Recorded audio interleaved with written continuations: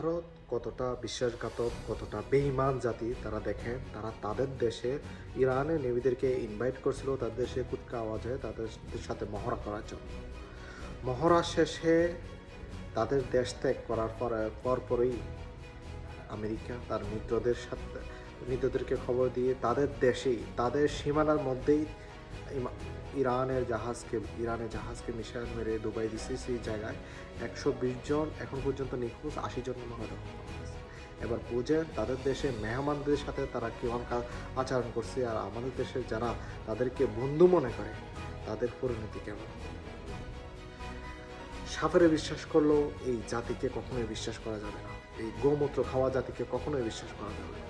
এই জাতির শিরায় শিরায় আছে গোমূত্র, যা নাফাক। আমাদের মাথায় সবসময় এটাই থাকে যে কিভাবে মুসলমানের ধ্বংস করা যায়, ইহুদিদের সাথে মিলে কিভাবে মুসলমানকে ধ্বংস করা যায়।